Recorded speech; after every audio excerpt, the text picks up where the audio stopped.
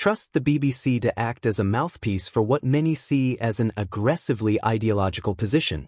The BBC often presents itself as a neutral and non-biased media corporation, yet that claim is frequently met with skepticism. For many viewers, it feels more like a running joke than a serious description of their output. One of the most cited examples is the way Donald Trump's speech at the Capitol was handled, where two different clips were edited together in a manner that critics argue made it appear as though he was inciting violence. Whether intentional or not, that incident reinforced the belief that the broadcaster consistently adopts a left-wing standpoint rather than a genuinely neutral one. Journalism, at its core, is supposed to be rooted in research, context, and an honest examination of facts. That includes reviewing original video footage in full and understanding the relevant laws before forming conclusions. Too often, however, critics argue that this standard is not met. Instead, interviews are conducted in a confrontational manner, seemingly designed to trap or embarrass guests rather than to inform the public.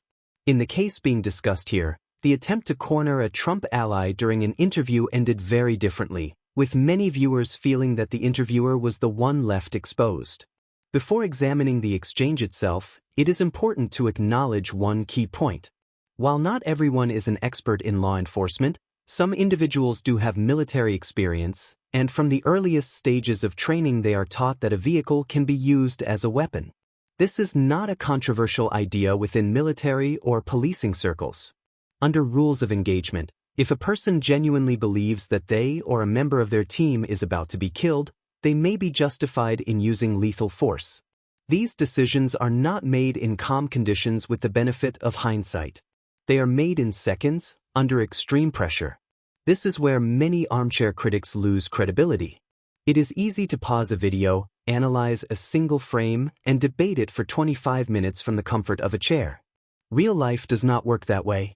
In the moment, an officer has perhaps 1 second to assess intent and danger.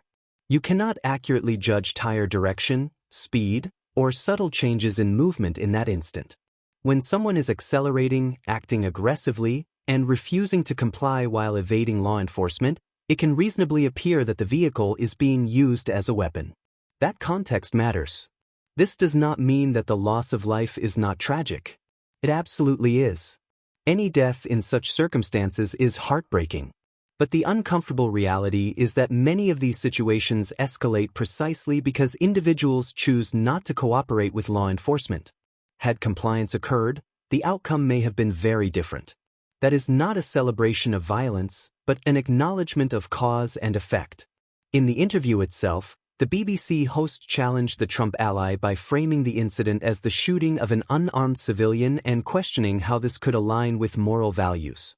The response was direct.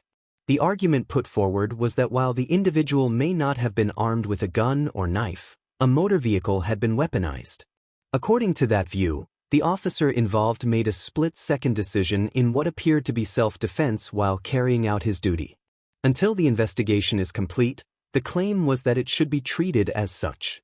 The interviewer pressed further, emphasizing that many people had seen the footage and asking whether shooting an unarmed civilian at close range could ever be considered an appropriate moral response. The reply highlighted a recurring theme in debates like this. It is easy for journalists and politicians to pass moral judgment from a distance. Law enforcement officers, by contrast, operate on the front lines. They do not have the luxury of extended deliberation. When a car is coming toward an officer, a snap judgment is required. From this perspective, the situation was tragic but ultimately caused by someone obstructing the rule of law and interfering with officers doing their job. After this discussion, attention shifted to a separate but equally significant political issue in the United Kingdom. Reports suggest that 2 Labour ministers are prepared to resign in opposition to proposals put forward by David Lammy to abolish jury trials for certain offences. These proposals would apply to crimes carrying potential custodial sentences of 3 years or less. The idea has sparked serious backlash from legal professionals and members of Parliament across party lines. One of the strongest critics is Labour MP Carl Turner, who has stated that he would be willing to resign his seat on principle to force a by-election. A former criminal barrister, he broke the party whip for the first time since entering Parliament in 2010 by siding with Conservatives in a protest vote against the changes. He went so far as to tell the Prime Minister, himself a former Director of Public Prosecutions, that he ought to be ashamed. If Turner were to resign, his seat in Hull East could be at risk of being taken by Reform UK. In the 2024 election, he held the seat with a majority of just under 4,000 votes over that party. Turner has described himself as ashamed of Lammy's stance, arguing that civil servants have pushed similar ideas on justice secretaries for decades, and that Lammy is simply the one who accepted them. Under the proposals, jury trials would be removed from many cases, and the right to appeal from a magistrate's court to the Crown Court would also be restricted. Lammy has defended the plan as necessary to reduce the Crown Court backlog, which currently stands at around 80,000 cases in England and Wales. He argues that reform is essential to make the system fit for purpose and aims to see the backlog reduced by 2029. However, barristers across the UK and Ireland have united in opposition, calling jury trials a fundamental cornerstone of the justice system. They argue there is no evidence that abolishing them will solve the backlog and warn that the proposal goes beyond existing recommendations. While legislation is still some way off, critics insist the government still has time to listen, reconsider, and change course.